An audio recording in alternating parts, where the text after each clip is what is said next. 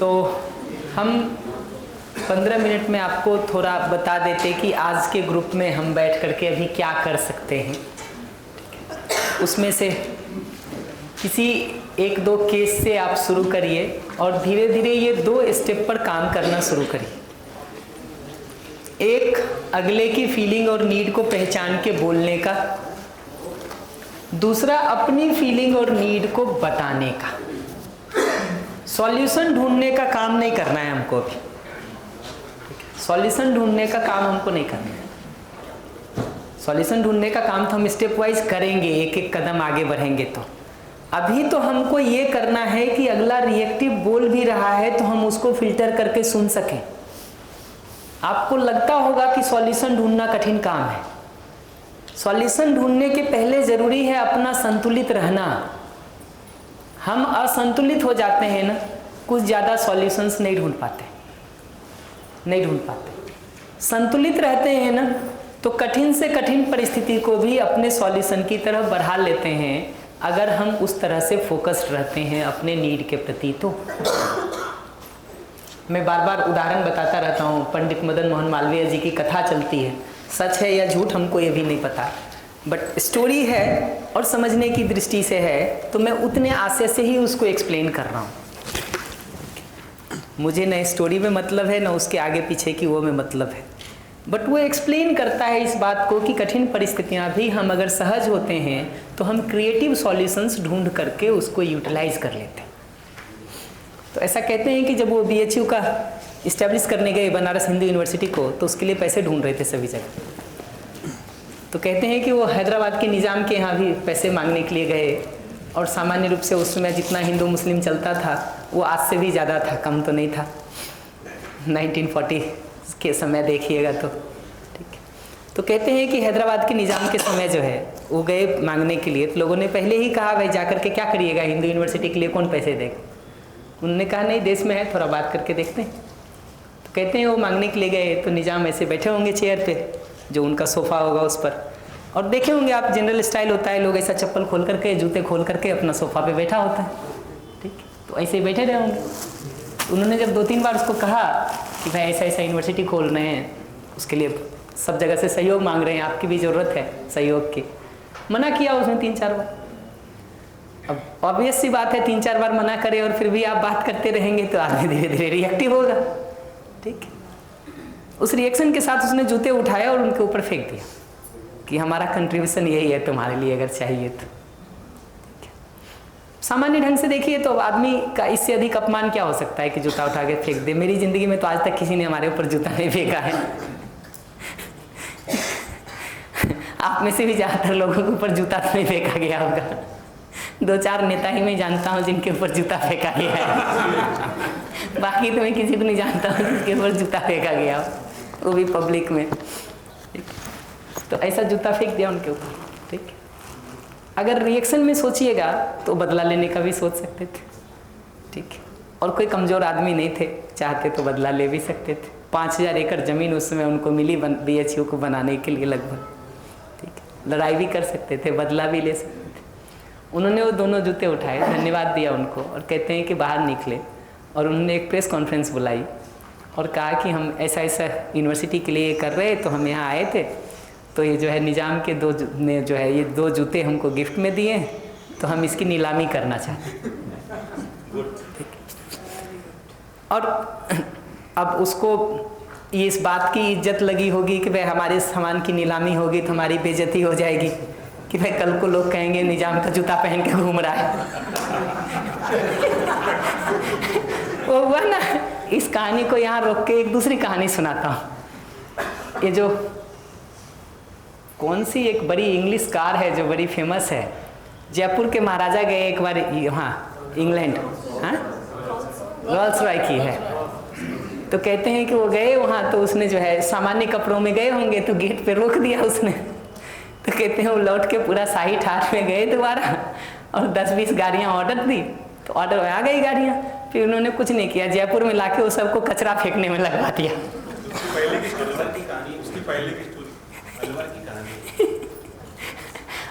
आता हूँ ना, सब याद है। तो कचरा फेंकने में उसको लगवा दिया।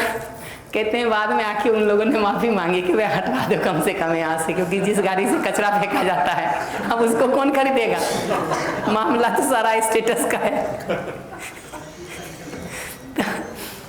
तो ऐसा जो है उन्होंने नीलाम किया। ऐसा कहते हैं कि उस समय जो है कुछ 1,30,000 या 40,000 रुपये उस नीलामी में मिले उनको, ठीक मिले।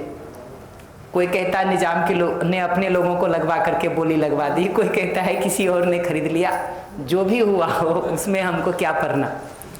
बट उस समय में 1,30,000 35,000 की वैल्यू ये है कि उनके पिताजी ने जो है ना, जब वो BHU बनाने लगे तो पिताजी ने अपनी पूरी जमा पूंजी जो थी कमाई की, एक सरकारी एम्प्लॉय रहे होंगे, वो पूरी पैसा दे दिया उन्होंने। वो जो पूरा पूंजी दिया उन्होंने बनाने का, उसको अपना जीवन भर की कमाई का, वो 51 रुपये थे। तो सिचुएशंस को हम क्रिएटिवली सॉल्यूशंस निकालने में यूज कर सकते हैं, बशर्ते हम कूल और काम रहें। हमारा अपना स्नेह का भाव खो जाता है, हमारी अपनी शांति खो जाती है, हमारी अपनी सहजता खो जाती है, तो हमको सिचुएशन कठिन लगने लगता है, कठिन लगने। अन्यथा वो सारे कठिन सिचुएशंस को अगर हम शांत रहे ना तो हम यूज कर लेते हैं। हमारे बचपन में एक कहानी सुनाई जाती थी कि कोई जो है वो ये बोझा ढोने के लिए जो गधा यूज करते हैं ना, गधे की कहानी सुनाते हैं। तो बोझा ढोने के वाला जो गधा था ना, वो बहुत बीमार हो गया होगा, ठीक है। फिर भी बोझा ढोता होगा, एक दिन किसी गड्ढे में गिर गया बहुत अंदर। उस जमाने में निकालने की टेक्निक नहीं रही होगी बहुत, ठीक है। मालिक को लगा होगा निकालने में खर्चा ज़्यादा लग जाएगा, अब ये किसी काम का नहीं गया है, ठीक। तो क्या करे भाई, इज्जत का भी बात होगा कि गधा भूखेगा तो लोग कहेंगे उसमें कि देखो मार दिया, ठीक। तो उसने कहा इसको मिट्टी ढक के बंद कर देते हैं, ठीक। तो कहते हैं ऊपर से मिट्टी डालना उसने शुरू की। अब गधे को तो लगा कि भाई ऊपर से मिट्टी पड़ना शुरू हुआ तब तो मरेंगे हम। कहते हैं उस असहाय स्थिति में अचानक से उसने, जैसा गधा घोड़ा हिलता है ना, इसे ऐसा हिलाया अपने आप को, ठीक है। तो मिट्टी सारी नीचे गिर गई, वो थोड़ा ऊपर उठ गया। कहते हैं वो किसान ऐसा ऊपर से मिट्टी डालता रहा, वो एक एक कदम ऊपर उठ गया और लास्ट में बाहर निकल गया। हमारे यहाँ कहते हैं गधे भी सीख लेते हैं, आदमी नहीं सीखता है।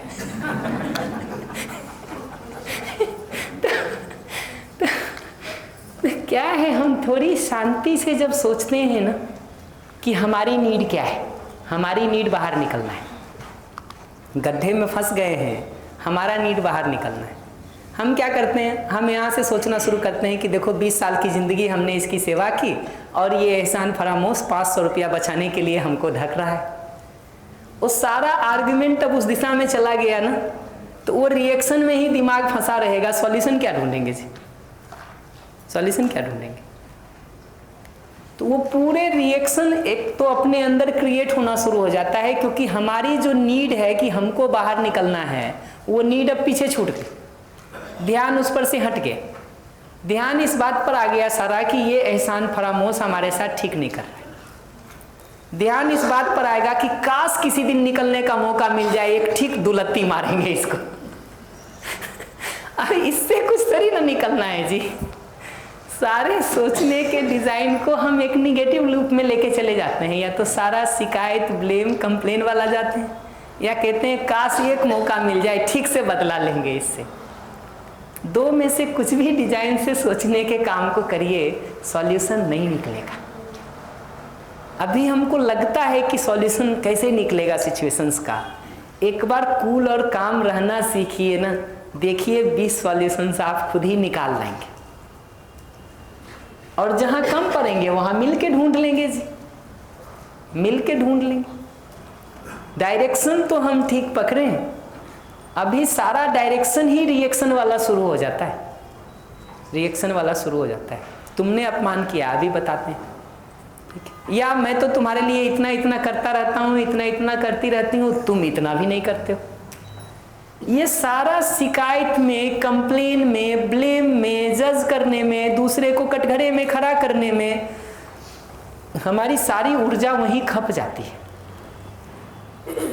हमारी सारी एनर्जी, हमारा सारा विचार, हमारा सारा ताकत वहीं लग जाता है। एक बार हमारा इन परिस्थितियों में भी भाव ठीक रहता है ना, तब और हम अपनी ज़रूरतों को पहचान करके उससे जुड़ पाते हैं, तो उन ज़रूरतों को पूरा करने का उपाय सोचने में विचार लगता है। अभी सारा विचार लगता है कंप्लेन करने में, ब्लेम करने में, जज करने में, दोषारोपण करने में। ढूंढ ढूंढ के सब तरह के तर्क ले आते हैं, आपको नालायक बताने के और अपने को ठीक सिद्ध करने के। सब तरह के तर्क ले आते हैं। कहाँ से ला रहे हैं? उसी विचार से ला रहे हैं, उसी विचार से ला रहे हैं। हमको कोई अलग से टूल नहीं चाहिए, वही विश्लेषण की जो क्षमता इतनी हमारे अंदर है, उसका डायरेक्शन वह ठीक करने की जरूरत है। चाकू घर में पहले से उपलब्ध है, दुर्भाग्य यह है कि उसको सब्जी काटने के बदले गर्दन काटने के लिए प्रयोग कर रहे हैं। अलग से कुछ बहुत हथियार खरीद के लाने की जरूरत नहीं है, वो विचार की क्षमता उपलब्ध है हम सबके पास। दुर्भाग्य यह है कि ऊपर वो भाव स्थिर नहीं रहता है, स्नेह के बदले विरोध आ जाता है, सम्मान के बदले अपमान आ जाता है। अपनी ज़रूरत और सामने वाले की ज़रूरत पर ध्यान केंद्रित होने के बदले हम बदला लेने की मानसिकता में, विरोध करने की मानसिकता में, अपमान करने की मानसिकता में, शिकायत की, कंप्लेन की, ब्लेम की, जजमेंट की मानसिकता में फंस जाते हैं। तो सारा विचार सिर्फ ये सिद्ध करने में लगता है कि मैं सही हूँ, तुम गलत हो। देखिए ना, कभी झगड़ा करते हो आदमी को इतने तरह के तर्क ढूंढ के ले आएगा जिसका कोई और छोर नहीं है। डायरेक्शन गलत हो जा रहा है उस विचार की क्षमता का। वो जो विचार को प्रयोग होना चाहिए था स्नेहपूर्वक जीने के लिए, अपनी ज़रूरतों को पूरा करने के लिए, अगले की ज़रूरतों को पूरा करने के लिए, उसके लिए वो यूज नहीं होकर के किसी और जगह पे यूज होना शुरू हो गया। गलत जगह पे तो उसको जितना यूज करिएगा उतना प्रॉब्लम बढ़ेगा, सॉल्यूशन थोड़ी निकलेगा। शिकायतें उतनी और बढ़ेगी, कंप्लेन उतना और बढ़ेगा। जितना ऊर्जा लगाइएगा गलत जगह पर विचार का, उतना खराब हालत होगा। तो डायरेक्शन एक बार ठीक होता है ना, तो बहुत क्षमता हो गई है हम लोगों की ऑलरेडी विश्लेषण करने की, और कुछ थोड़ी कम पड़ेगी तो मिलके ढूंढ लेंगे, मिलके ढूंढ। आज नहीं मिलेगा, कल मिल जाएगा, कल नहीं मिलेगा, परसों मिल जाएगा।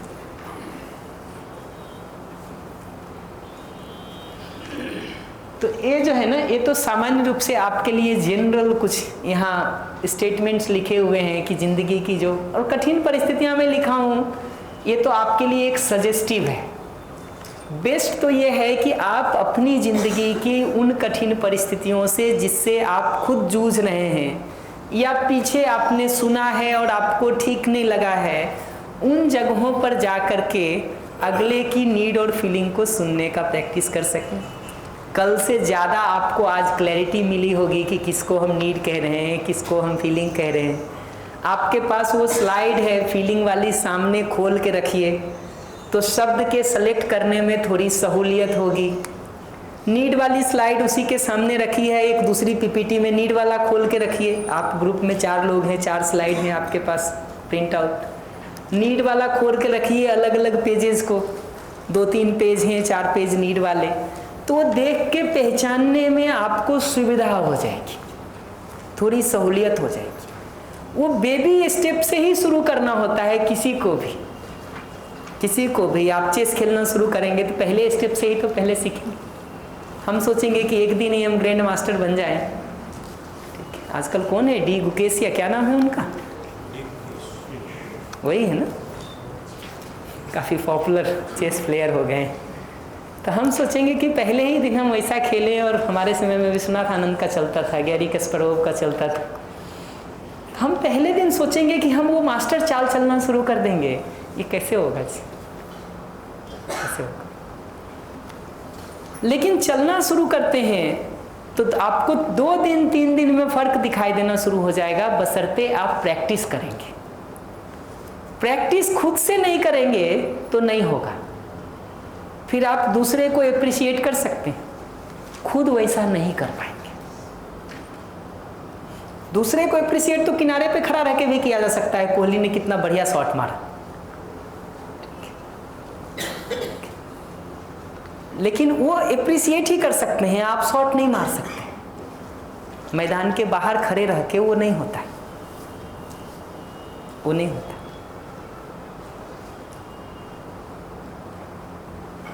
कि नहीं।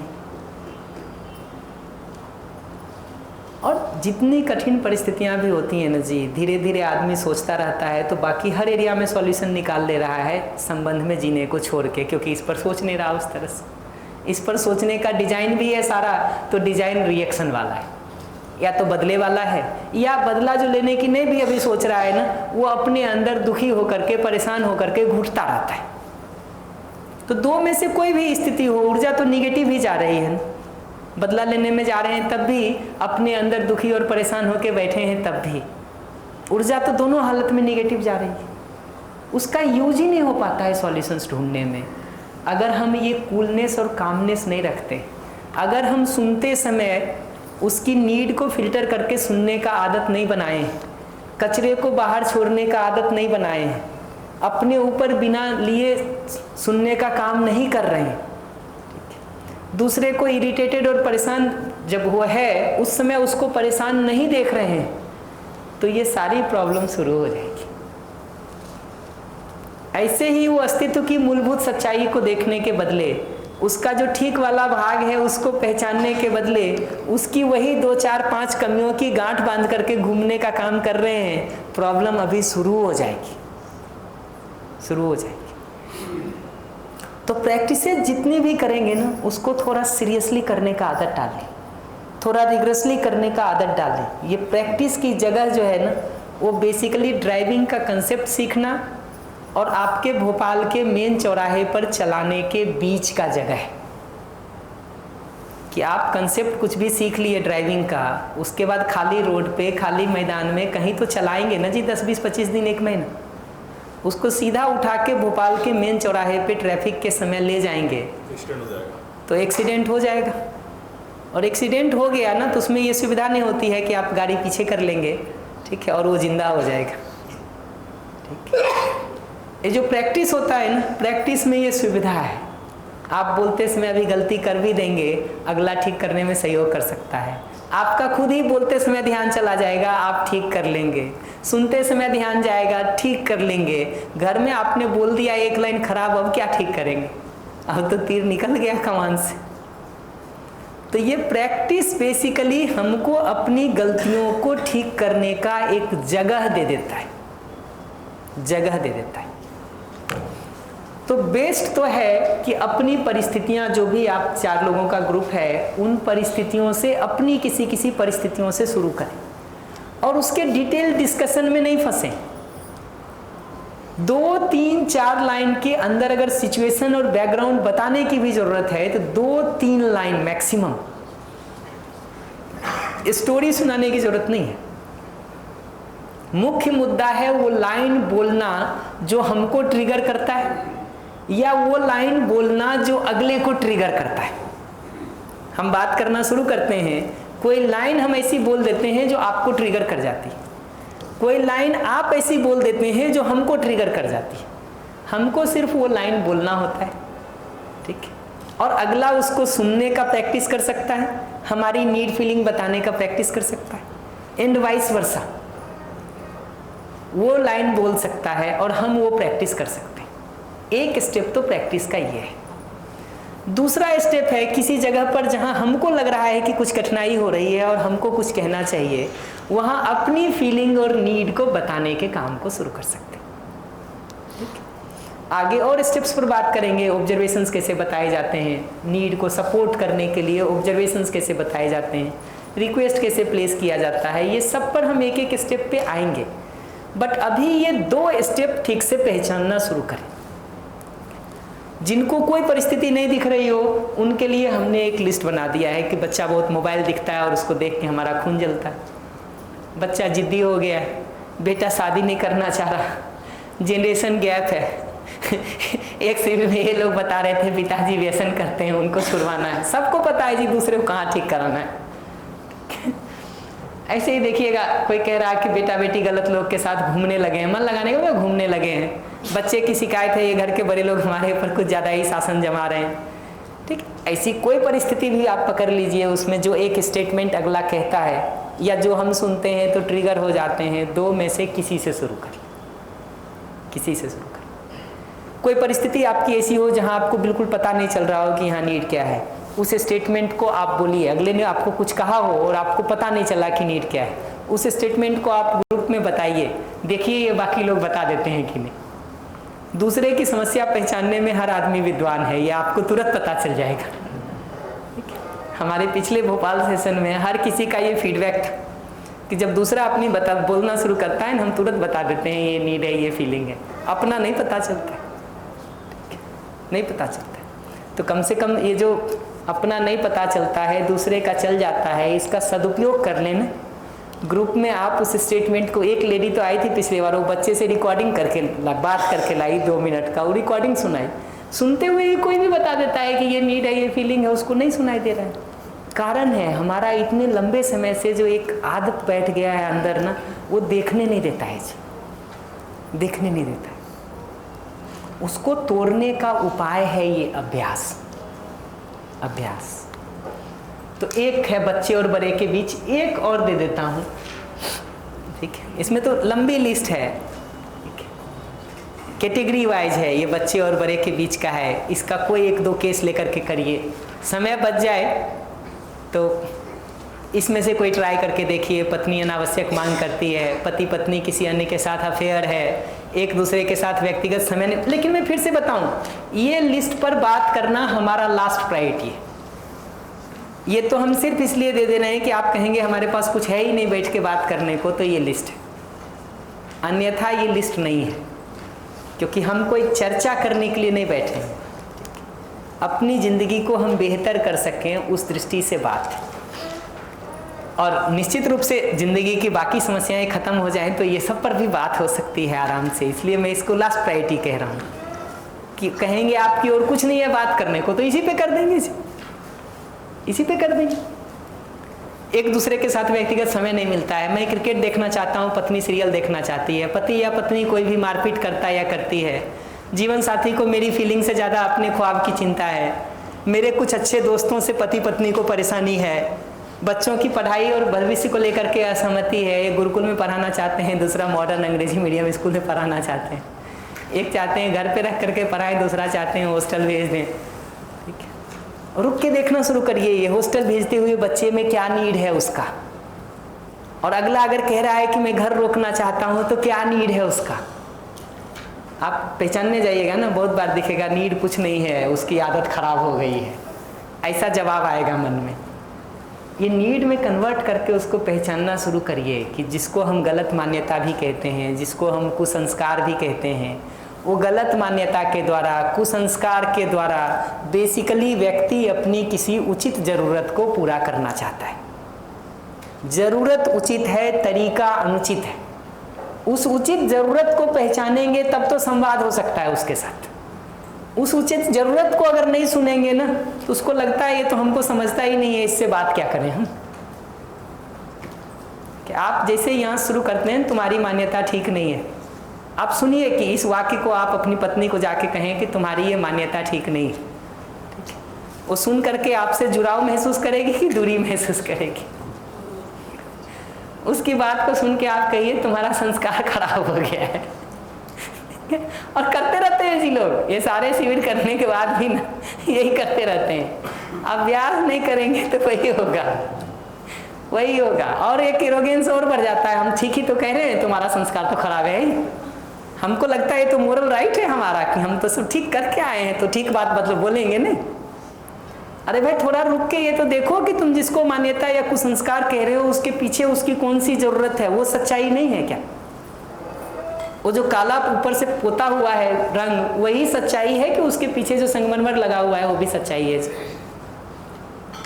या तो अगला कालिख नहीं पोता होता तो कोई बात नहीं, लेकिन वो पोत ही रखा है, तो अब हम देख लेना जी, नहीं तो फोड़ो सर एक दूसरे का, दूसरा उपाय तो है ही। अगर वो ठीक लगता हो तो वही ठीक है। तो परिस्थितियां हमने कठिन कठिन यहाँ लिख दी हैं, ठीक, आराम से डिस्कशन करने के हिसाब से। बट बेस्ट तो है कि आप अपने रियल लाइफ से शुरू करिए। वो रिजॉल्व हो जाए तो ये काम आएगा आपको देर सवेर दूसरे घरों की समस्याएं हल करने में, ठीक है। अपने में बहुत काम नहीं आएगा ही, इसलिए ये बाद का काम है। जब अपने घर का सवाल हो जाए तो क्या करेंगे जी, दूसरे घर का भी कर देंगे थोड़ा, समाज का भी कर देंगे थोड़ा। इसमें आगे एक सामाजिक मुद्दे में भी लिखा है कि दोस्त जो है वो आम आदमी पार्टी का प्रशंसक है और मैं भाजपा का, क्या करें हम। फेसबुक की आधी लड़ाई उसी में चलती रहती जी। तो करेंगे उन मुद्दों को भी सॉल्व, आज नहीं करेंगे, कल करेंगे, कल नहीं करेंगे, परसों करेंगे, पर शुरू कहाँ से करेंगे? अपने रोज़ की ज़िंदगी के प्रॉब्लम को हम पहले हल करेंगे या पहले हम समाज हल करने जाएंगे? अपने शरीर में आग लगा रहते हुए हम दूसरे की आग बुझा भी सकते हैं क्या? फिर तो हम जाएंगे आग बुझाने और अपना आग का वो गिरा के आएंगे सब जगह, कि नहीं? हमारे ही में आग लगा हुआ है तो जहाँ जहाँ बुझाने जाएंगे ना, वहाँ वहाँ आग की चिंगारी गिरा के आएंगे। तो हमको लगता है हम तो बड़ा मेहनत कर रहे हैं और बुझा रहे हैं, हमको ये नहीं दिखता है कि हम जो है समस्या पैदा कर रहे हैं।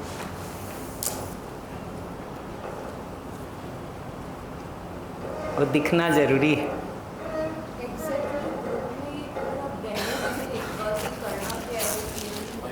पिछले इतने सेशन से तो डेमो ही दे रहा हूँ जी, सिर्फ यही 2 काम करने हैं कि इनमें से कोई भी सिचुएशन लेकर के उसका जितने स्टेटमेंट मैंने लिखे ना, वो स्टेटमेंट में से कोई एक स्टेटमेंट बोलिए और फीलिंग और नीड को पहचानिए। आप अपना कोई ट्रिगर स्टेटमेंट बोल सकते हैं तो बोलिए, जिस स्टेटमेंट से आप ट्रिगर हो जाते हैं या आपका जो स्टेटमेंट सुन के घर का व्यक्ति ट्रिगर हो जाता है, आप बोलिए स्टेटमेंट। माइक दे दीजिए, अभी पहचान देते हैं इसमें क्या है।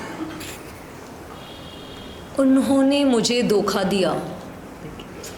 उन्होंने मुझे नहीं, तुमने मुझे धोखा दिया। हाँ, तुमने मुझे धोखा दिया। ठीक, ये बात हुआ ना कि तुमने मुझे धोखा दिया। मैं इसको कैसे सुनूंगा? मैं इसको एकदम सिंपल सुनूंगा कि कल शाम 8 बजे, ठीक, मिलने का मैंने प्रॉमिस किया था और वो मैं नहीं आया, इसलिए आप कह रहे हैं। मैं सिचुएशन गेस कर रहा हूं कि क्या सिचुएशन है जिसको देख करके आप ये कह रहे हैं कि धोखा दिया, और उसमें क्या नीड पूरी नहीं हुई है जिसके कारण मैं वो स्टेटमेंट कह रहा हूं। ठीक, अगर अफेयर ही है हमारा किसी के साथ तो फिर यही बात होगी। ठीक, अगर वही मान लो धोखा देने में आपको क्या कारण लग रहा है धोखा देने का, आपसे पूछ लेता हूं, किस बात को देख के आपको ऐसा लग रहा है कि आप ये कह रहे हैं कि तुमने मुझे धोखा दिया? किसी ने फाइनेंशियली धोखा दिया, मान लो। फाइनेंशियली धोखा दिया, इसका मतलब क्या है? जब आप कहेंगे तुमने मुझे धोखा दिया, मैं इसको कैसे सुनूंगा? मैं ये सुनूंगा कि आपसे 1 लाख रुपये जो उधार लिए थे, ठीक है, या मैंने जो 1 लाख रुपये उधार लिए थे वो अब तक वापस नहीं किया है, इसलिए आप कह रहे हैं। अगर अपने से कहेंगे तो ऐसा बेहतर है आपसे कहना कि आपके जो वो 1 लाख रुपये अभी तक आपको वापस नहीं मिले हैं, इसलिए आप ऐसा कह रहे हैं क्या? हमारा इतना ही काम है कि आप कहेंगे तुमने हमको धोखा दिया, हम उसको ऐसे सुनेंगे कि आपके 1 लाख रुपये पिछले साल भर से आपको वापस नहीं मिले हैं, इसलिए आप ऐसा कह रहे हैं क्या? देख रहे हैं, पूरा वाक्य आपसे शुरू किया, आपके पूरा कर दिया।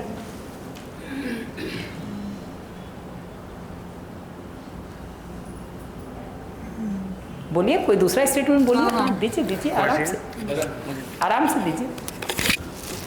सर, आज की एक घटना है सुबह की, तो मैं खुद समझ नहीं पाया उसको कि हुआ क्या। कि मेरे साथ मेरे साथी हैं, रूम पार्टनर है मेरे, और वो मैं अंदर बाथरूम में नहा रहा था, और नहाने के बाद जैसे ही मैं निकला तो 7:30 के लगभग समय हो गया था।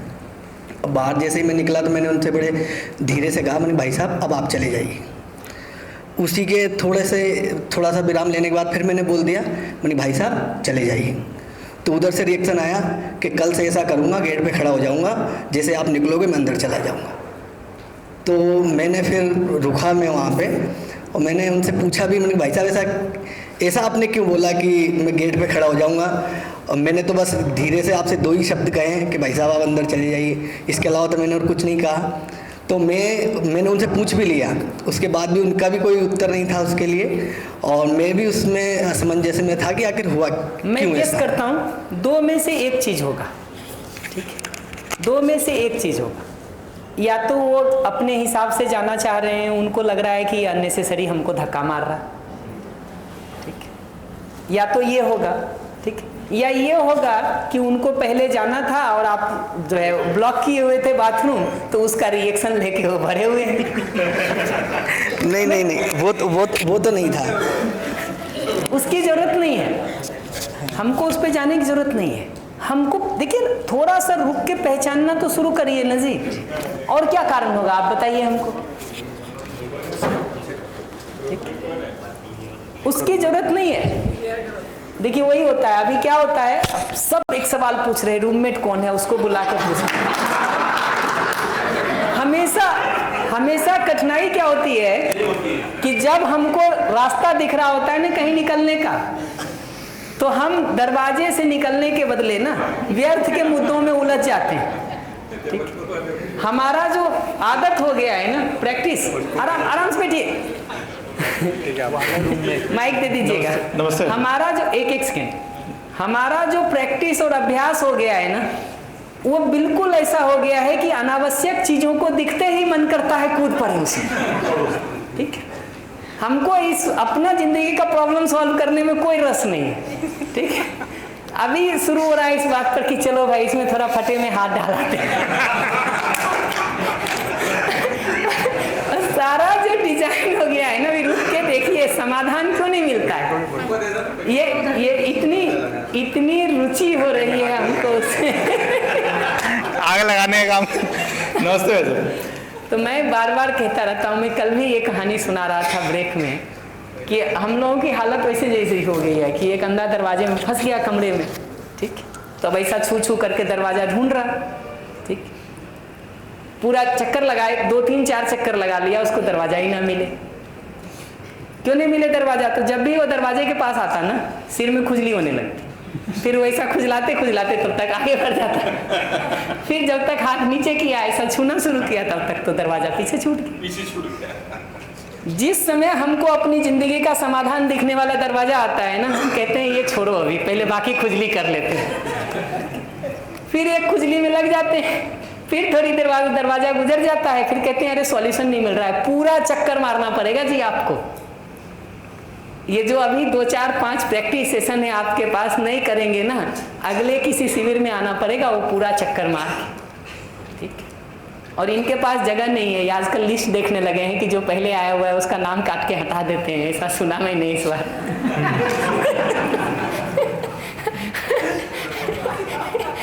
हाँ, किन्हीं को लेके ये बात हो रही थी कि उनको दोबारा आने का परमिशन नहीं देना है। वो बात तो सही है भाई, कितने लोगों को कितनी बार करेंगे जी? एक लिमिटेशन तो अपनी भी पहचाननी ही पड़ती है ना कि हमारी नीड क्या है। सॉरी, कुछ कह रहे थे? मैं यही कह रहा था कि शर्त ये थी कि जो एक बार कर चुके हैं वो ना आए, जितने भी दूसरे लोगों को वही होगा ही ना जी, ये चीज तो होगी ना। तो आपको पूरा चक्कर मार के ही आना पड़ेगा। अगर ये कुछ सेशंस आप इनमें लगा दिए ना, मैं तो इसमें भी सॉल्व कर सकता हूँ कि हस्बैंड वाइफ का किसी के साथ अफेयर है, क्या करें, कर लीजिए ना चर्चा। पिछले सेशन में एक लेडी आई हुई थी, ठीक, उन्होंने तो बताया कि मेरे वाइफ हस्बैंड का किसी के साथ अफेयर था और हमने उसको रिजॉल्व कर लिया। तो कठिन कुछ नहीं है जी, कठिन कुछ नहीं है। बात तो उस पर भी हो सकती है, लेकिन क्या होगा? कुछ नहीं होगा। बढ़िया आधा घंटा का एक सेशन चलेगा, लास्ट में आप ताली बजा देंगे और कुछ नहीं निष्कर्ष निकलेगा, और कुछ नहीं निष्कर्ष।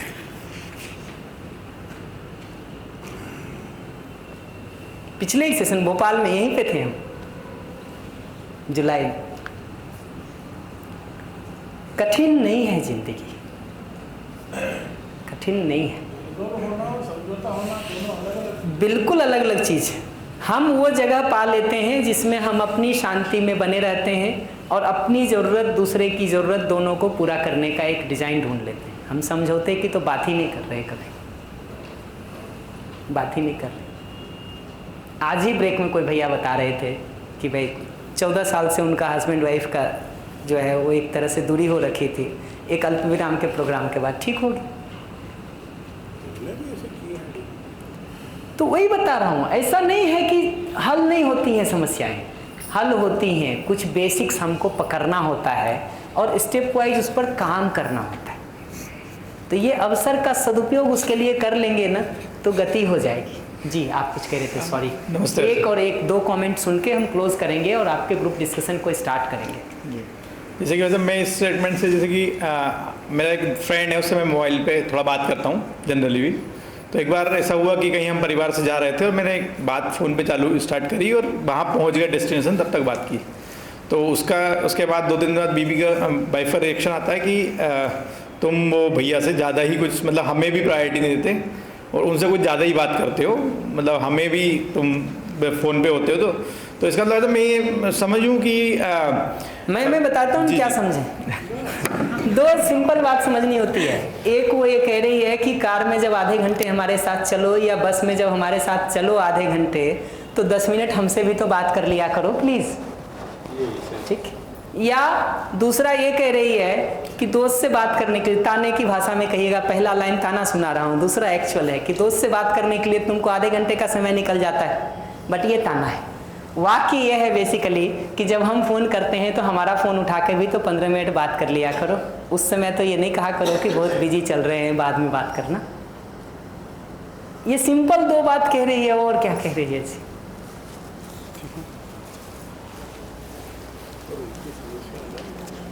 जी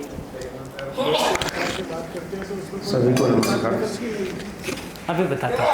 आपने जो 2 सिचुएशन रखी हैं सामने, उसमें से पहली सिचुएशन आपकी बिल्कुल एकदम परफेक्ट है। इतना ही है जी, जिंदगी इतना ही है जी। उसका ये है कि ये 8 बजे रूम से निकलते हैं और हम 8:40 पे रूम से निकलते हैं, तो हम अपने हिसाब से तैयार होते हैं और वो अपने हिसाब से तैयार होते हैं। ठीक बात है। बाकी हम और राजा जी 2008 से कंटिन्यू रूम पार्टनर रहे हैं और बहुत पुराने मित्र भी हैं। बस बीच बीच में एक दूसरे को पिन मारते रहते हैं।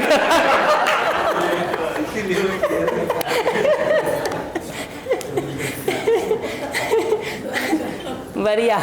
और किन्हीं को अपना कोई लाइन बोलना हो तो बताइए, 1 2 3, और किसी को केस, हाँ दीजिए 1 2 और मैं बता देता हूँ, बाकी ग्रुप में करिएगा। मतलब हम तो देखिए ये सिर्फ स्टार्टिंग पॉइंट है। एक टीचर कितने भी क्वेश्चंस को सॉल्व कर दे, बच्चा ये सोचेगा कि हम उसको सुन के सॉल्व करने योग्य हो जाएंगे। कभी हुआ है? किसी जगह पर आपको खुद ही अपने पैर बढ़ाने पड़ते हैं और वो पानी में पैर डालना पड़ता है। तो हम 1 2 कर देते हैं और उसमें कोई दिक्कत नहीं है। जी भैया, जैसे कि वो लास्ट लाइन लिखी हुई है कि पति पत्नी में बच्चों की पढ़ाई और भविष्य को लेकर आया सहमति, तो हमारे यहाँ ऐसा होता है कि हस्बैंड बोलते हैं कि बच्चों को, मतलब बेटा है उसको पंडिताई सीखना है, और मैं सीखना है पूजा पाठ पंडिताई सीखनी है। ठीक, हाँ, समझ। और मैं बोलती हूँ कि नहीं, उसे पढ़ाई कर लेने दो, उसके बाद जो भी डिसीजन होगा वो कर लेंगे। तो नहीं समझ में आता कि मुझे क्या करना चाहिए। बिल्कुल ठीक बात है। अब इसको मैं अभी सिर्फ बता के एक्सप्लेन करके सिचुएशन छोड़ देता हूँ, आप थोड़ा करिएगा, 2 मिनट में आप कर लेंगे खुद ही, इसलिए मैं नहीं पढ़ रहा हूँ। एकदम सिंपल सवाल देखिए रुक करके कि वो अगर चाह रहे हैं कि बच्चा पूजा पाठ सीखे तो उसके पीछे उनका उद्देश्य क्या है। मैं गेस करूं अगर तो 2 में से 1 होगा। शायद ये लगता होगा कि बेरोजगारी के ज़माने में कमाने खाने का कुछ तो रहेगा उसके पास। शायद ये लगता होगा कि कल्चर के नाम पर, संस्कृति के नाम पर, सभ्यता के नाम पर, परंपरा के नाम पर जो है वो तो बचा रहे। ठीक है, लौट करके अगर आप देखेंगे ना कि आप भी उसको स्कूल में धक्का दे के क्यों भेजना चाह रहे हैं, कंसर्न आपका भी वही है कि बच्चे का बेहतर भविष्य और कैरियर और रोजगार ठीक हो जाए। उस जगह पे कोई प्रॉब्लम नहीं है, वो उसी रोजगार के लिए पंडिताई में धकेल रहे हैं, आप उसी रोजगार के लिए इंग्लिश मीडियम स्कूल में धकेल रहे हैं। ठीक, एक बार ये नीड पहचान लिए ना कि उनका नीड क्या है, हमारा नीड क्या है, अब आराम से बात हो सकती है आगे। कि जब वो कह रहे होते हैं ना, उसका पहला स्टेप है सुनना। जब वो कह रहे होते हैं ना कि इसमें लगा दो, तो हमको उसको ऐसे नहीं सुनना होता है कि ये बच्चे का भविष्य खराब कर रहे हैं। हमको उसको ऐसे नहीं सुनना होता है कि हमारे पोजीशन का तो कोई अहमियत ही नहीं रह गया है। हमको ये नहीं सुनना होता है कि तुम अपने को विद्वान समझते हो, हमारा भी तो बात सुनो। ये सुनने की जगह पर इतना ही सुनना होता है कि वो बच्चे के भविष्य की सुरक्षा चाह रहे हैं और उनको सुरक्षा का उपाय ये लगता है, इसलिए ये कर रहे हैं। ये सुनना होता है, ये सुनना ही पहला इंपॉर्टेंट जगह है। हम इसको सुनने के बदले, माइक दे दीजिएगा आगे, हम इसको सुनने के बदले बाकी सब कचरा सुन लेते हैं। कचरा जैसे ही सुन लेंगे, अंदर विचार में सारा कचरा चलना शुरू हो जाएगा और उसी में उलझ के रह जाते हैं, उसी में उलझ के रह जाते हैं। अभी हम कल तक आपके ये एक बार ये नीड पहचानने का काम करिए धीरे धीरे, कल तक आप देखिएगा कि आप खुद ही इसके सॉल्यूशंस तक पहुंचने पर बात शुरू कर देंगे। भैया बच्चे की सहमति जरूरी है ना यहाँ, तो माता पिता की बात मेरे हिसाब से तो तीनों की सहमति जरूरी है। इस पर हम बात करेंगे कि परिवार में अब आ गया है टॉपिक, तो हम अभी उसको कर ही देते हैं, क्या पता हमको आगे समय मिले ना मिले। परिवार में अल्टीमेटली जब जीने जाते हैं ना, तो एक मुख्य मुद्दा होता है निर्णय को सामूहिक रूप से ले पाना। जिसको भी आप निर्णय प्रक्रिया से बाहर कर देंगे, उसको कहीं ना कहीं ये महसूस होता है कि मेरी तो कोई अहमियत ही नहीं है घर। उसकी सम्मान की, उसकी सेल्फ आइडेंटिटी की, उसकी पहचान की, उसके महत्व होने की जरूरत ही खत्म हो जाती है। तो हमको किसी जगह पर यह सोचने की ज़रूरत है कि परिवार में निर्णय प्रक्रिया ऐसी हो सके जहां हम सामूहिक रूप से चर्चा करके निर्णय तक पहुंच सके। और चर्चा नीड से शुरू करेंगे तो होगा। चर्चा यहाँ से शुरू करेंगे कि स्कूल भेजो इसको अंग्रेजी मीडियम, वो कहेगा नहीं पंडिताई कराओ, अब इसमें कोई चर्चा नहीं होगी, इसमें तो सिर्फ ओरना होगा एक दूसरे का, विरोध होगा दोनों का। ठीक है, जब अगला कहता है ना कि ये करो, हमको ये सुनाई देता है, हम एकदम सिंपल कहेंगे आप इसके भविष्य की बहुत चिंता कर रहे हैं ना, और ऐसा सोचते हैं कि इसको कमाने खाने का एक रोजगार रहे इस बेरोजगारी के युग में, इसलिए भेजना चाहते हैं। हस्बैंड को पहली बार लगेगा कि वाइफ कम से कम सुनती तो है हमको और थोड़ा बहुत समझ भी लेती है। इतना ही करना होता है जी, इतना ही करना होता है। उसके बाद का स्टेप है सॉल्यूशन ढूंढना, करेंगे उस पर भी बात, आराम से बात हो सकती है, लेकिन वो बेस प्लेटफॉर्म तो पकड़े। तो एक मुख्य जगह होती है परिवार में, जो आपने कहा ना, सबकी सहमति के साथ निर्णय हो पाए। जिसकी भी सहमति नहीं होगी आज के दिन, वो नहीं चलेगा, नहीं चलेगा। आज के दिन तो कई बार ऐसा हो गया है कि अगर आप हमको निर्णय में शामिल नहीं करेंगे ना, आप कितना भी अच्छा कुछ करके ले आइए, हम एक कमी जरूर बताएंगे उसमें। ऑफिस में ये बहुत बार ऐसा होता है, आप हमको उस प्रक्रिया में भागीदारी करके रखे हैं तब तो ठीक है, नहीं करके रखे हैं तो हम बताएंगे कि क्या ठीक नहीं है। हमारे कोई मित्र एक किसी प्रक्रिया के संदर्भ में बता रहे थे, किसी कंट्रीब्यूशन के बारे में, कोई एक राइटअप था जिसके संदर्भ में बात हो रही थी, तो किसी ने कहा कि मुझे इस राइटअप का ऑथर बनाओगे तो हम इसको डिफेंड करेंगे, और नहीं बनाओगे तो हम क्रिटिसाइज करेंगे, अब तुम तय कर लो क्या करना है। तो जिंदगी ऐसी ही हो गई है जी, जिंदगी ऐसी हो गई है कि हम उसके हिस्से हैं तो हम डिफेंड करेंगे, हम उसके हिस्से नहीं है तो हम क्रिटिसाइज करेंगे। तो निर्णय प्रक्रिया के सामूहिक होने की जरूरत है, जिसको भी बाहर कर देंगे वो प्रॉब्लम क्रिएट करेगा। एक मुख्य जरूरत यह है परिवार में। ऐसे ही परिवार की, माइक दे दीजिएगा पीछे, परिवार की एक और जरूरत होती है। ये जरूरत समझ में आई ना क्या कह रहा हूँ? बाकी 3 और बेसिक जरूरत होती है जिस पर मैं भी डिटेल नहीं करूँगा। एक होता है कि हम सब अपनी अपनी भागीदारी को तय कर सकें और अपनी भूमिका को स्वेच्छा और प्रसन्नता से निभा सकें, ये दूसरी बात होती है। तीसरी बात होती है कि हम में से किसी को भी काम करने से जो यश मिलता है, या सामान्य भाषा में कहें जो पहचान या प्रतिष्ठा मिलती है, उसको परिवार की सामूहिक प्रतिष्ठा के रूप में पहचानने की जरूरत है, न कि व्यक्तिगत। यह तीसरी जरूरत है। अगर उसको व्यक्तिगत पहचानना शुरू करेंगे ना, परिवार के अंदर ही समस्या शुरू हो जाएगी। हमको भी भ्रम हो जाता है ना जी, कठिनाई ये होती है। हम अगर वर्कशॉप कंडक्ट कर रहे हैं तो हमको भ्रम हो जाता है कि ये सब हमारे ही भरोसे चल रहा है। हमको दिखाई नहीं देता है कि इसको ऑर्गेनाइज करने से लेके, इसका परमिशन देने से लेके, इसका जगह बनाने से लेके, ठीक। वो बहुत लोग होंगे ना जो बहुत सारा कुछ किए होंगे, हमको बाकी लोगों का कंट्रीब्यूशन नहीं दिखता है, हमको अपना कंट्रीब्यूशन दिखता है। लगता है दुनिया हमारे ही अराउंड घूम रही है। उस जगह पर जब हम केंद्रित हो जाते हैं तो परिवार टूटेगा ही, कैसे नहीं टूटेगा। ऐसे ही जो चौथी जगह होती है ना, वो परिवार के धन को भी हमको सामूहिक धन के रूप में पहचानने की जरूरत होती है।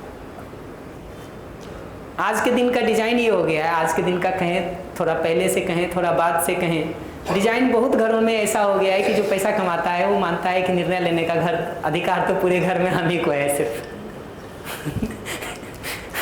अब ऐसा चलेंगे, उधर से कह रही है यही है। ये 4 बहुत बेसिक प्रॉब्लम है। हमको किसी के घर का नहीं पता है, तब भी हमको पता है कि हर घर में ये 4 में से कोई एक समस्या है। समस्या है। या तो उस धन को क्या होता है, हम गए 5 घंटा काम करने के लिए, ठीक है, हम पैसा कमा के लाए, वो 5 घंटा अगला जो घर का काम किया होगा, चाहे बच्चे को पाल पोस दिया होगा, कि खाना बना दिया होगा, कि सफाई कर दी होगी, हमको लगता ही नहीं है कि वो काम है। हमको लगता है जो हम 5 घंटा काम करके आए हैं और उससे जो 30,000, 40,000, 50,000, 60,000 मिल गया वही काम।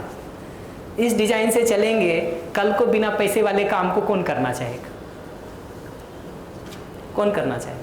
और वो सारे काम जिसके पैसे नहीं मिलते थे, आज के दिन वो हाथ लगाने के लिए लोग तैयार नहीं हो रहे हैं जी, नहीं हो रहे थे। कैसे होंगे? मुद्दा सम्मान का है, मुद्दा निर्णय लेने में अधिकार का है, मुद्दा वो जो पैसा है घर का उसको सामूहिक नहीं पहचानने का है। ये 4 जगह पर चीज़ें फंसती हैं। या तो हम उस पैसे को सामूहिक नहीं पहचानते हैं, सामूहिक का मतलब परिवार का नहीं पहचानते। भाई हम 5 घंटे कोई काम को कर रहे हैं तो अगला भी तो 5 घंटा कुछ कर रहा है।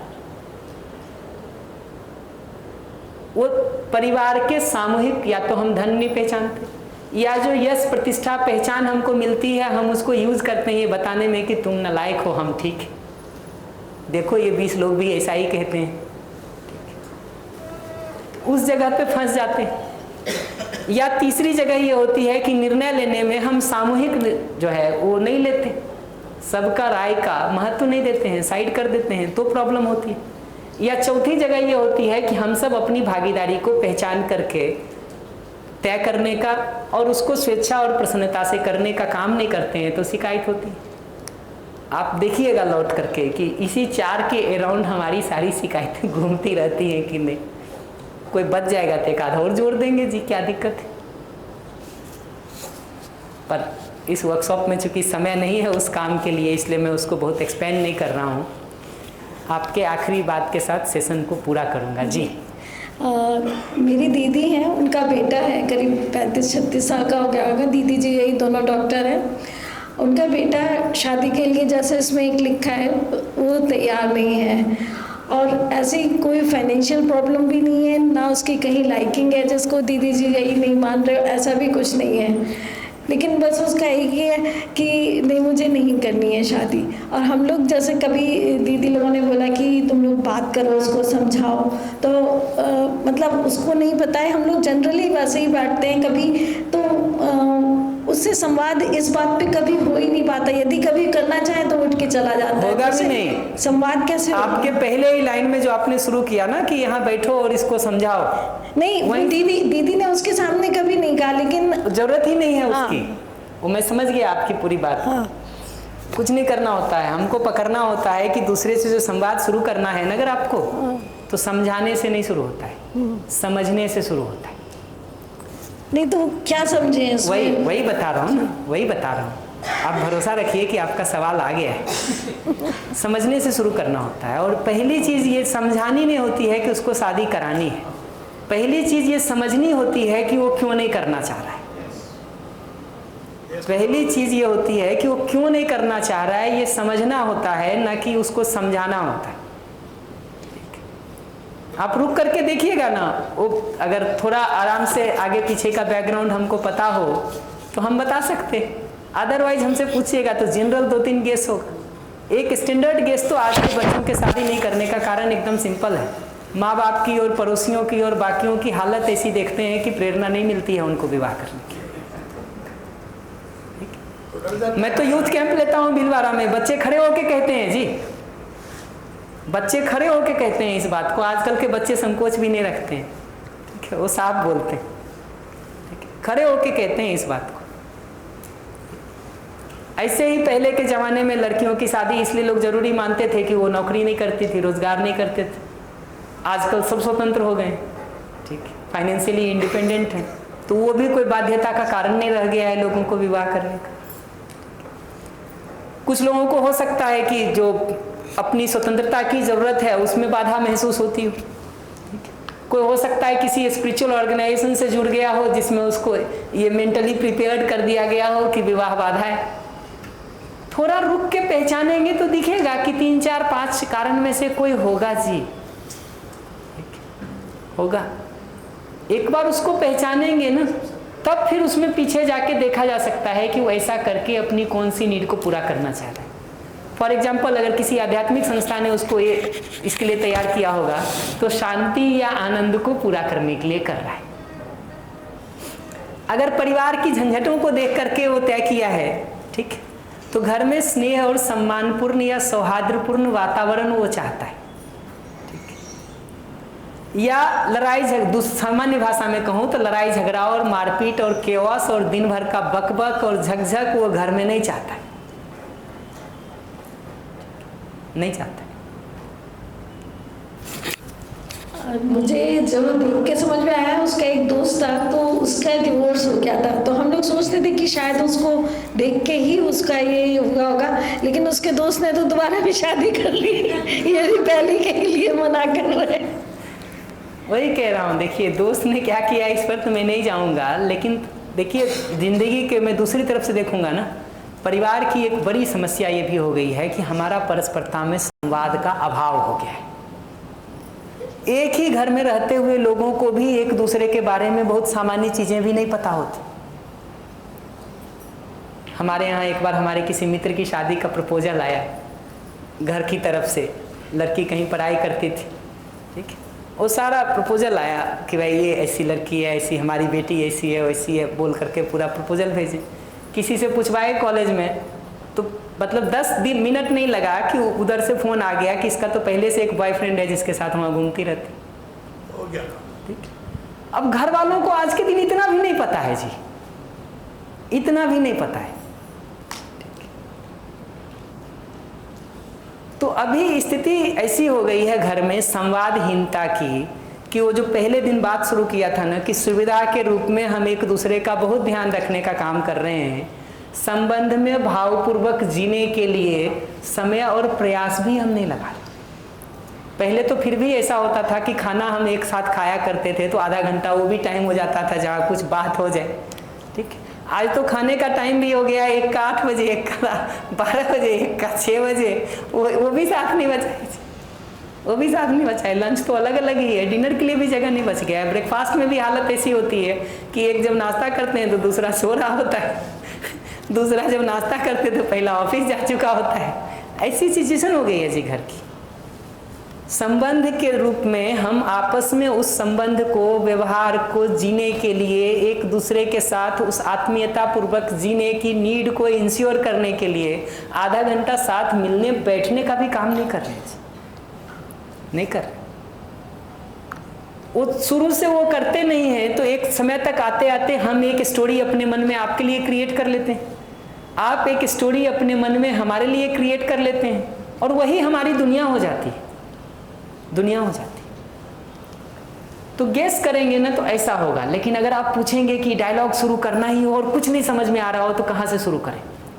एकदम सिंपल पहला लाइन यहाँ से शुरू होता है कि आप उसका विवाह क्यों कराना चाहते हैं, ये बताइए।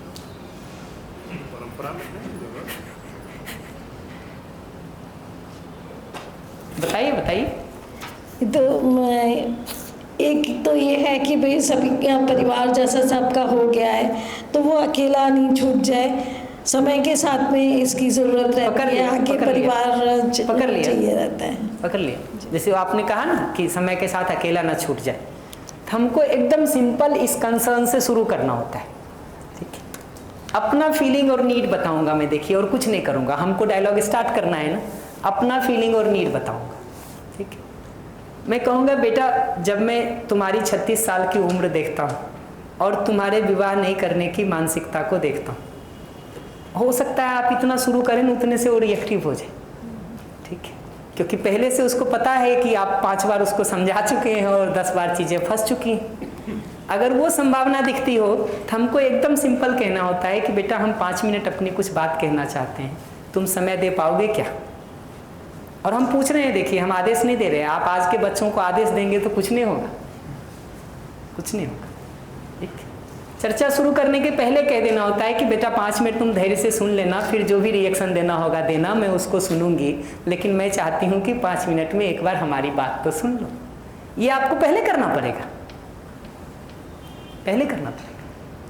फिर उसके बाद एकदम सिंपल ये कहना होता है कि बेटा जब मैं तुम्हारी 36 साल की उम्र देखता हूँ और तुम्हारे विवाह नहीं करने का निर्णय देखता हूँ, ठीक है, तो मुझे तुम्हारे भविष्य की, ठीक, चिंता होती है इस रूप में कि कहीं ज़िंदगी में बाद के क्षणों में अकेले रह करके तुमको बुरा ना लगे, तुमको खालीपन नहीं महसूस हो, ठीक है, तुमको अपनी लाइफ अधूरी ना लगे, उसको लेकर के हमको चिंता होती है, डर होती है, भय होता है, घबराहट होती है। यही तो होता होगा ना जी, हम झूठ भी नहीं बोल रहे कुछ। देखिए मेरे स्टेटमेंट में एक लाइन भी झूठ नहीं है कि मैं कह रहा हूँ कुछ झूठ बोलिए, मैं कह रहा हूँ जो ठीक बात है उसको ठीक ढंग से बोलिए, ठीक है? ये बताइए और उसके बाद सिंपल उससे पूछिए कि बेटा मेरी ये चिंता और तुम्हारे लिए ये कंसर्न जायज़ है कि नहीं है।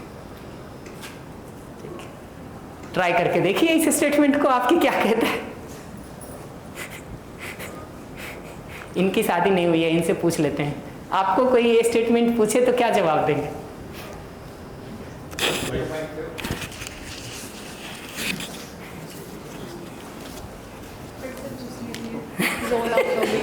सब देखने लगे। ये भी एक इंटरेस्टिंग चीज़ है। ये भी एक इंटरेस्टिंग चीज़ है।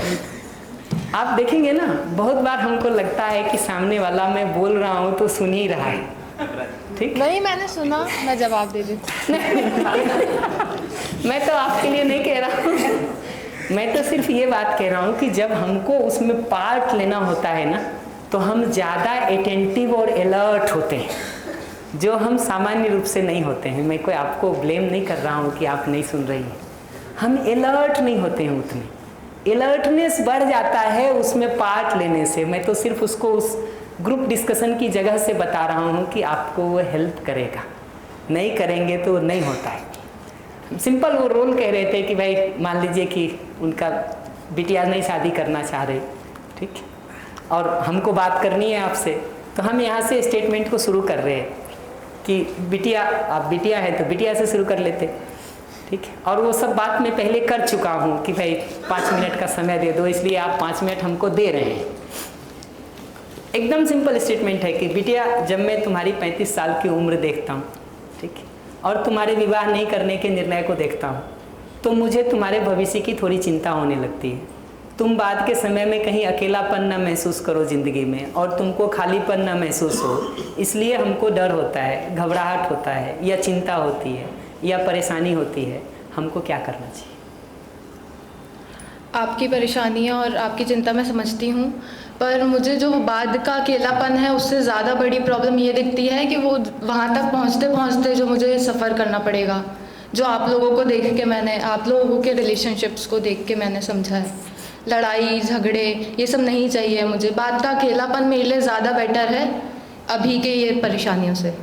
Perfectly fine. आप देखेंगे ना तो 2 स्टेटमेंट है। पहला उन्होंने ये कहा कि आपकी परेशानी जायज़ है, यहाँ से नहीं शुरू किया कि तुम लोग हमारा सिर खाने का है आ जाते हो सुबह शाम। ये पहला ही जगह आप देखिए ना, हम शुरू यहाँ से करते हैं कि तुम शादी करो, ठीक है, तुम हमारे परिवार की इज्जत खराब किए हुए हो, ठीक है, तुमको देख देख के मैं रोज इरिटेट होता रहता हूँ, कम से कम माँ का तो मुंह देख लो, सूख रहा है तुम्हारे कारण। हमको लगता है हम समझा रहे हैं उसको। हमको लगता है हम समझा रहे हैं। कुछ नहीं होता है जी इससे। पहले स्टेटमेंट में अगर आपने ठीक से अपने फीलिंग और नीड को रख दिया तो यही कहेगा कि जायज़ है, और अगर पिछला रिएक्शन भरा होगा ना तो कहेगा पहले तुमको चिंता करनी चाहिए थी, आज ध्यान आया है, और चीज़ों की चिंता नहीं थी ज़िंदगी में।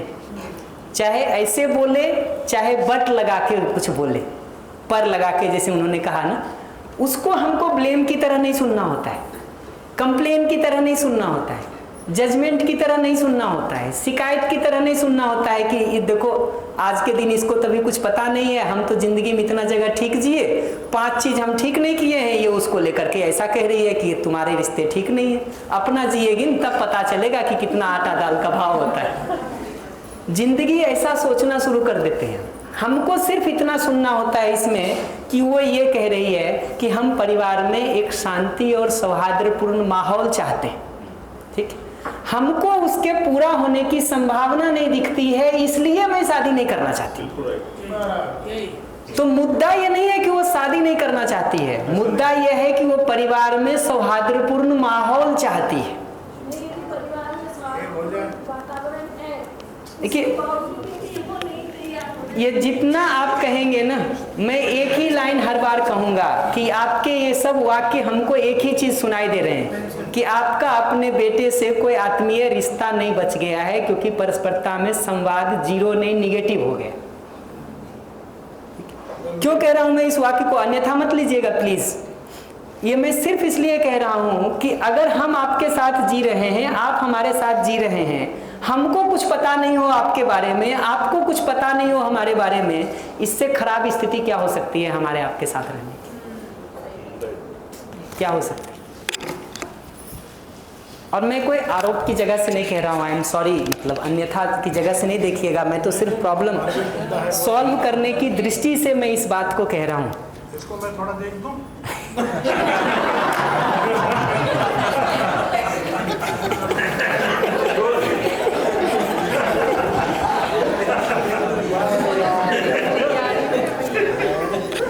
बढ़िया। तो अभी क्या होता है कि एक लाइन दीजिएगा बस। अभी क्या होता है कि हम जब अगले को सुनते हैं ना, तो हम ऐसा सुनते हैं कि वो शादी नहीं करना चाहती। ध्यान से सुनेंगे ना तो वो भी यही कह रही है। अगर मैं उस पूरे स्टेटमेंट को पलट के कहूँ ना, तो स्टेटमेंट उसको ऐसे भी कहा जा सकता है कि मैं शादी तो करना चाहती हूँ, ठीक, लेकिन जैसे आपने पर से कहा ना, मैं इसको पलट के कहूँगा, मैं शादी तो करना चाहती हूँ, लेकिन घर के ये रोज रोज की झिकझिक और बाकी परेशानियों को देख के हमको लगता है कि शादी नहीं करने का दुख कम है, करने का दुख ज्यादा है।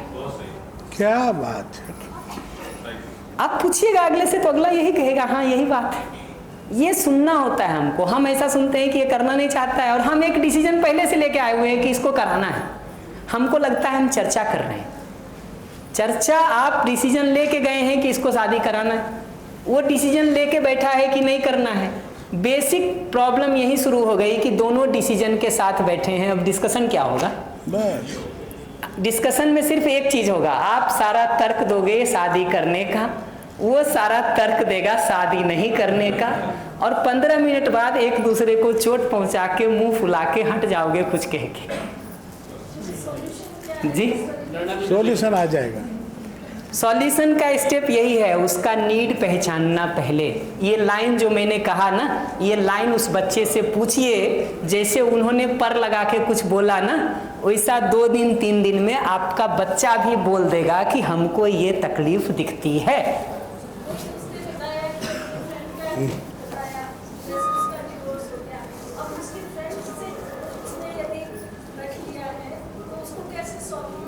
वही तो, फिर पहले तो देखिए, सॉल्व तो छोड़िए बाद में, पहले ये सुनना शुरू करिए कि वो कह रहा है कि हमको शादी से प्रॉब्लम नहीं है, हमको डिवोर्स से प्रॉब्लम है। यस, इस सुनने का स्टेप बहुत इंपॉर्टेंट स्टेप है जी। आप जंप कर रहे हैं हर बार सॉल्यूशंस पर, हमको लगता है सॉल्यूशन मिल जाए, बिना घुसे नहीं मिलेगा जी, नहीं मिलेगा। ये सुनना सीखिए कि वो अगर ये स्टेटमेंट कह रहा है तो ये नहीं कह रहा है कि हमको शादी से प्रॉब्लम है, वो कह रहा है हमको डिवोर्स से प्रॉब्लम। ये सुनेंगे ना, आराम से इस बात पर डायलॉग आगे किया जा सकता है कि डिवोर्स के क्या कारण तुमको लगते हैं, कैसे उसको ठीक करने पर बात हो सकती है। वो कॉन्फिडेंस जिस दिन उसको दिखेगा कि वो शादी निभा सकता है और डिवोर्स तक नहीं पहुंचेगा, उस दिन आपको कन्विंस करने की जरूरत नहीं पड़ेगी। वो खुद कहेगा मम्मी एक लड़की ढूंढ दो हमारे लिए, अगर खुद नहीं ढूंढ रखा है तो। क्या बात है जी, आप कुछ कह कर ही दिया आपने। जी भैया, बहुत सुंदर आपका अनुभव, पता नहीं यूनिवर्सली बहुत शानदार निकल के आया है सब जगह। पर मैं एक छोटी सी बात को देखिए, मेरे एग्जाम्पल तो रियल लाइफ से कनेक्टेड है। जब मेरी मैरिज हुई तो शादी करने के बाद में, उस समय की बात है, ओनिडा टीवी वगैरह घरों में गांव में आया करते थे। गांव में एक आधी टीवी रहती थी, तो टीवी गांव में आए तो स्वाभाविक है गांव के बच्चे सारे घर में भर जाते हैं। अब ये श्रीमती जी जो है कह रही कि या तो टीवी रहेगी या हम रहेंगे। हमने क्यों बोले ये बच्चे भगाओ, ये सब गंदापन करते हैं, सब ऐसे वैसे आ जाते हैं। हमने कहा कि टीवी तो रहेगी, टीवी नहीं जा सकती, बड़ी मुश्किल से आई है दुनिया की चीज़ों को देखने के लिए, आप भी देखो और गांव के बच्चे भी देखें। नहीं, गांव के बच्चे नहीं होना चाहिए। उसके बाद 1 दिन हुआ, 2 दिन हुआ, फिर हमने देखा कि ये ज़रा ज़्यादा ही मतलब जो है प्रेशर दे रही, बच्चों को भगा रहे हैं, बच्चों को आने नहीं दे रहे हैं। तो हमने कहा कि नहीं, बच्चे आएंगे। हमने रखा, बच्चे आएंगे, बच्चों के पास टीवी नहीं है, बेचारे देखने चाहते हैं। गांव की महिलाएं भी आ गई, पूरा घर भर जाता है, और वो उसको लग रहा है कि ये मेरे फ्रीडम में बाधक हो गए। एक दिन ऐसा हुआ कि मैंने पूछा कि भाई ये कहाँ गए, तो पता चला कि वो तो घर से निकल करके अपना झोला झंडे लेकर के निकल गए। हम दौड़े लपक करके, अरे भाई कहाँ जा रहे हो, कहाँ जा रहे हो? नहीं नहीं, या तो टीवी रख लो या फिर हमको रख लो। अरे मैंने कहा तुम्हारे ऊपर 100 टीवी कुर्बान, तुम आओ अभी, आ टीवी हम बाहर। बाद में कहा कि बताइए, आप टीवी भी दिखना रखना है और लोगों को भी दिखाना है। तो फिर मिल करके कमरा बदला, एक नया कमरा उनके लिए बनाया, उनकी डिमांड पूरी करी और एक कमरे में रखा। फिर गांव के लोग आए, तब जाके ये 1 मिनट थोड़ा सा मन में आया। तो मेरा एक इस सुझाव है कि पहले की अपेक्षा अभी बच्चों में मतलब जो परिवर्तन आ रहा है जनरेशन में, वो ये आ रहा है कि पहले सामूहिक परिवार में समस्याएं हल हुआ करती थी, एक दूसरे के पूरकता में रहते ही थे, और वो मालूम भी नहीं पड़ते थे कि छोटी मोटी बातें, मतलब बालिका की जो नई वधू है उसको परिवार के सब महिलाएं या पुरुष मिलकर के सोल्व कर दिया करते थे। व्यक्ति की भागीदारी उसमें तो बहुत कम हुआ करती थी। अब न्यूक्लियस फैमिली हुई, उसके कारण और परिणाम आप जानते हैं। दूसरा, अब जरूरत बनाम भाव के बीच में संघर्ष चल रहा है। हमारी जरूरत पहले पूरी हो, भाव बाद में जाए। और तीसरा, समर्पण बनाम शर्त पर चल रहे हैं विवाह। तो ये समर्पण बनाम शर्त, सेवा बनाम अधिकार, सेवा को गौण और अधिकार को पहले रखा जा रहा है। व्यक्तिवादिता बनाम पारिवारिक मानसिकता, तो इसके बीच में फंस गया है। इसलिए बच्चा डरेगा नहीं तो क्या करेगा। मैं आपको इस लिस्ट पर होमवर्क दूंगा। ये जितना आपने निगेटिव लिख दिया ना, सेवा बनाम अधिकार, व्यक्तिवादिता बनाम, ये जितना उसमें निगेटिव वाला भाग जो आप कह रहे हैं ना, रुक करके एक सिंपल चीज़ देखिए कि आदमी अपनी कौन सी ज़रूरत को पूरा करने के लिए ये डिज़ाइन बना लिया है। ये आपका होमवर्क है, जिसको आप करिए ब्रेक में, कि ये जो अधिक एक लाइन बोला ना आपने, पहला बोलिए जी। पहला बनाना है जरूरत बनाम भाव। ये जो जरूरत जिसको ये कह रहे हैं, सुविधा की जरूरतें या बाकी, उसी को आप उसके आधार पर मुझे ये चीज नहीं दी, मेरे को नहीं रहना। तो बेसिकली वो क्यों आदमी बना रहा है, उसके पीछे का वो क्या है, उसका मूलभूत जरूरत क्या है, उसको पहचानना सीखिए। ठीक, फॉर एग्जाम्पल उसकी सम्मान की जरूरत होगी। ठीक, पड़ोसी ने हार ले आया है तो हमको भी चाहिए। ठीक, लोग सब पार्टी में नए कपड़े पहन के आते हैं, मैं 3 बार से वही पहन के जा रही हूँ, तो हमको भी नए चाहिए। सम्मान की जरूरत है। ये सुनना ही पहला चीज़ है, कन्वर्ट करना। अगर आप इतना ही सुनेंगे ना कि वो तो जो है फालतू की ज़रूरतों को सिर पे बैठा रखी है, भाव का महत्व ही नहीं रह गया है, बहस करने के अलावा आप कुछ नहीं करेंगे। हमको पहचानना होता है कि बेसिकली सम्मान की ज़रूरत को पूरा करना चाह रही है, और वो ज़रूरत उसकी जेन्युइन है, क्योंकि सम्मान की ज़रूरत को पूरा करने के लिए हम भी 4 चीज़ करते हैं। गुड। जरूरत बनाम समर्पण बनाम शर्त। वही, ये जो शर्त लगाते हैं ना, ये शर्त किस लिए लगाते हैं? कोई एक शर्त बताइए जो लगाता हो व्यक्ति। देखिए, हम खेत में काम नहीं करेंगे, हम घर में ही रहेंगे। एग्जैक्टली, तभी शादी करेंगे। लगाया कि खेत में काम नहीं करेंगे। इस शर्त के पीछे देखिए नीड क्या होगी। ठीक, हो सकता है सम्मान की नीड हो। ठीक, हो सकता है धूप में काम करने की आदत नहीं हो तो आराम की नीड हो। ठीक, हो सकता है चेहरा काला पड़ जाता हो तो सौंदर्य ठीक रखने की नीड हो। अब कितना हमसे सुनिएगा जी, कुछ आप भी तो करिए। ऐसी वो छोटी छोटी नीड ही बताती रहेगी तो क्या आप नीड पर ही काम करते रहेंगे? वही कह रहा, एक स्टेप आगे नहीं बढ़ेंगे दूसरे की नीड को पकड़े बिना। एक स्टेप आगे नहीं बढ़ेंगे। हर बार जो चूक होती है ना, देखिए, वो कहती है बच्चे को बाहर निकालो। सुनना कैसे होता है? सुनना ऐसे नहीं होता है कि वो कह रही है बच्चे को बाहर निकालो, वो कह रही है घर में व्यवस्था की, ठीक है, कचरा नहीं फैलाने या सफाई की, और मेरी शांति की जरूरत है। इसको आप पहले ही लाइन में सुन लेंगे ना तो झगड़ा नहीं बढ़ेगा।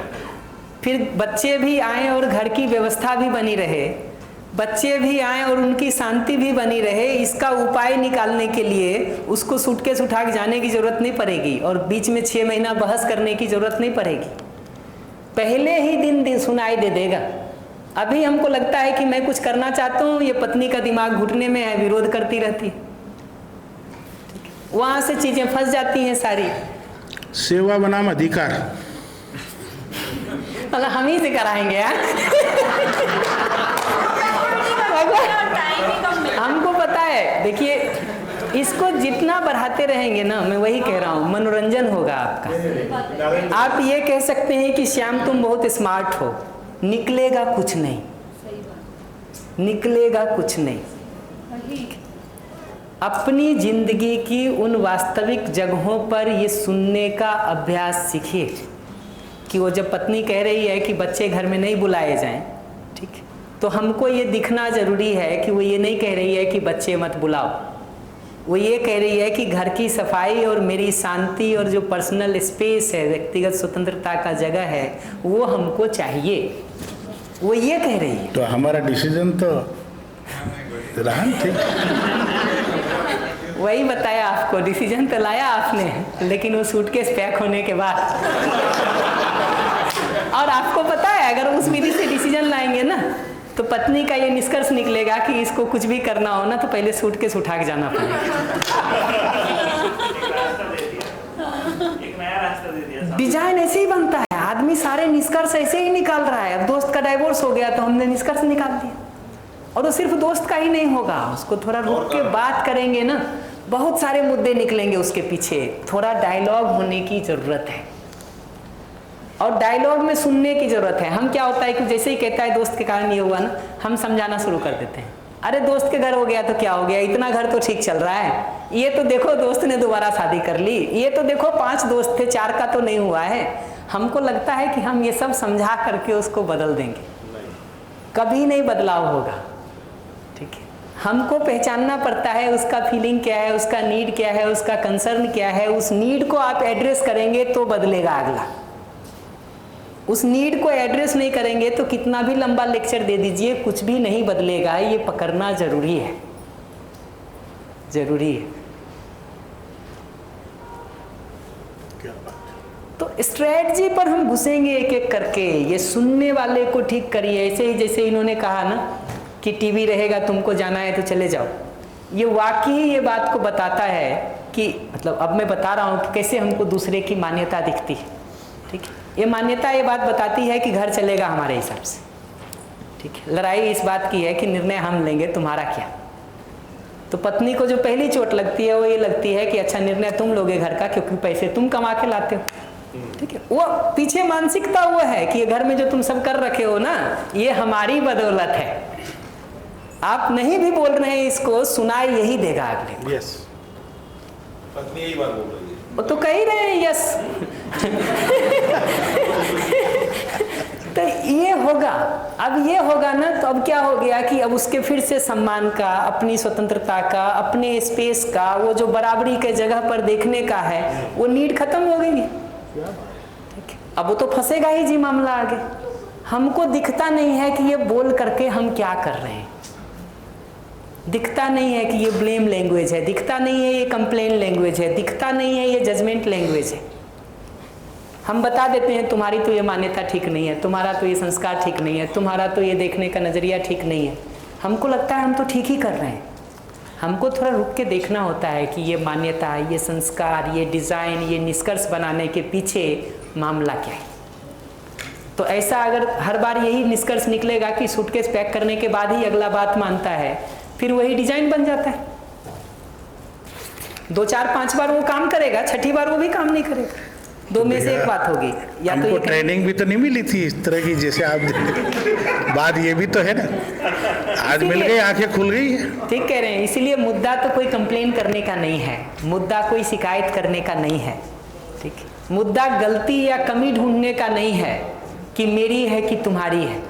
मुद्दा है कि जो भी परिस्थिति है उसमें अपनी सारी बात को अपनी ज़रूरत के लैंग्वेज में कन्वर्ट कर सके, अगले की सारी बात को उसकी ज़रूरत के लैंग्वेज में कन्वर्ट कर सकें। ये सबसे इम्पॉर्टेंट हिस्सा है। क्या बात। और उसके लिए अपने अंदर स्नेह का भाव होना, शांति होना, ये जरूरी है। और उसके लिए अस्तित्व की उस मूलभूत सच्चाई पर ध्यान को बना के रखना, जो हमारे अंदर स्नेह को स्थिर करता है, वो जरूरी है, वो जरूरी है। वो कनेक्शन इसलिए वहाँ से शुरू किया है। अब सबको आप यूज़ करने जाएंगे तो धीरे धीरे दिखेगा। तो अब हम सिर्फ एक प्रश्न लेंगे इस बात का, जिनको भी पूछना हो कि अगर आपको ये नहीं समझ में आया हो कि ग्रुप डिस्कशन में क्या करना है तो बताइए।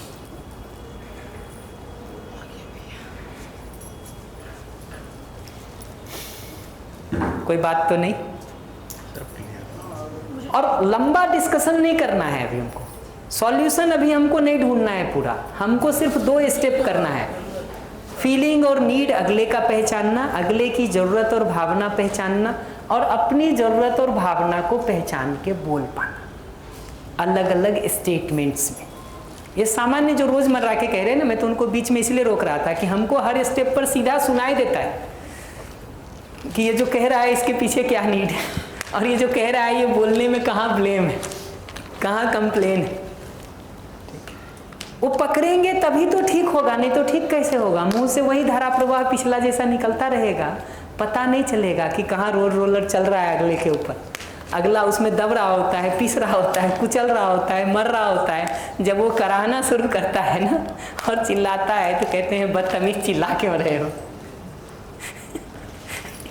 हमको दिखता नहीं है कि उसके पहले हम क्या कर रहे हैं, वो दिखता ही नहीं है जी।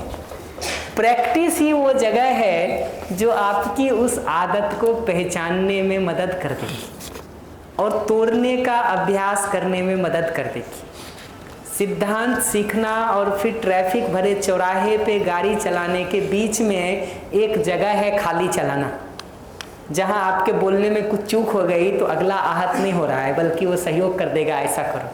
आप खुद एक स्टेप पीछे हो सकते हैं, फिर से बोलने का प्रैक्टिस कर सकते हैं। उसको ग्रुप में कीजिए, ठीक है? अपने केस के लिए कीजिए, वही बेस्ट है। नहीं मिले अपना केस तो फिर हम एक केस यहाँ छोड़ दे रहे हैं, इसमें से जो पसंद आए उस पर करिए, बट अपने केसेस के साथ करिए, वो ज़्यादा बेहतर है, क्योंकि तब आपको अपना एप्लीकेशन समझ में आएगा। 3:35 हो रहा है, हम ब्रेक करते हैं। 4 बजे जब हम लौट के मिलेंगे ना, तो आप सभी अपने अपने ग्रुप में सीधा चले जाइए, प्रैक्टिस को शुरू करिए। 45 मिनट्स टू 1 आवर हम करेंगे प्रैक्टिस। 5 o'clock में वापस आपके प्रैक्टिसेज में जो चीज़ें सॉल्व नहीं होगी उसको करने का, कुछ और बातों को बताने का काम। तरफ से आपका थैंक यू।